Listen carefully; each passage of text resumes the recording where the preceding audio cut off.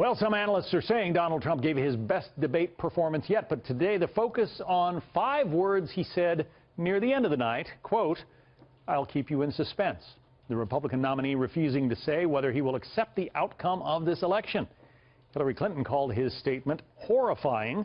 Some of his fellow Republicans say it was a big mistake, and the conservative commentator Charles Krauthammer even calling that moment political suicide.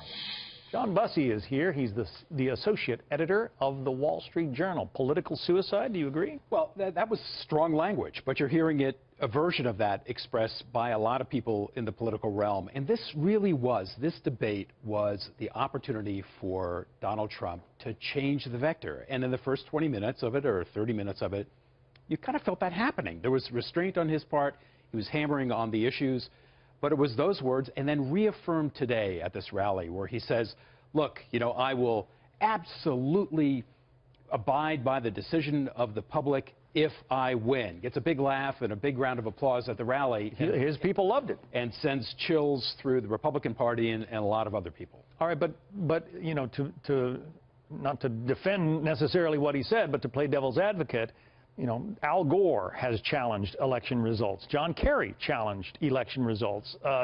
His supporters are saying what he was saying is that he wants to wait till all of the votes are counted. Let's see how close this election is and then decide. Yeah, I think that if you couch it that way, if you say, hey, look, if it's going to be a super close election again, as it was for Al Gore in Florida, I might still challenge it. But if it's not, if it's clear, then I'm going to abide by the decision and the election process, the American people. There'd be a totally different reception to what he's saying. But it's not that. It's kind of a challenge. It's this whole notion of a rigged system against him, the media, the system itself. And this really was, a lot of things have happened in this campaign. But these 3 debates have really been decisive for Donald Trump. He's had trouble with them. Last night, it didn't look like he was having trouble. It looked like he was really on message in that first half of the debate. And then it kind of spun out of control with this comment and a couple of other comments.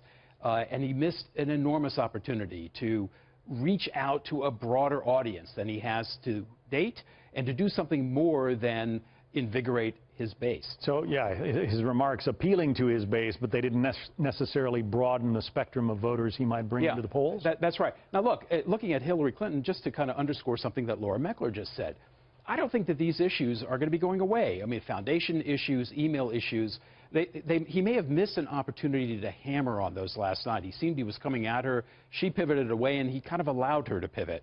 But for the broader electorate, these issues are going to remain. If she gets elected president, if the result is a Hillary Clinton presidency, you can see this dogging her right through the first few years of her presidency.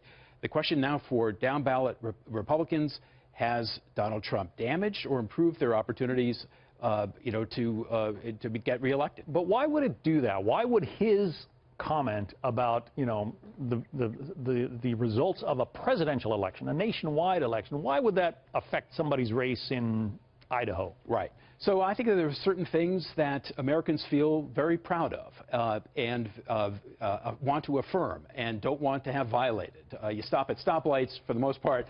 You pay your taxes. You abide by the will of the public. That's what we're all about, the rule of law. That seems to be challenged in this case. And the polling numbers, along with the tape and the performance in the debates, seems to be reflecting hesitancy on the part of the electorate. That's what down-ballot Republicans are worried about, that they get tarred with that brush. John Bussey, Wall Street Journal. Thanks for your insights. Pleasure.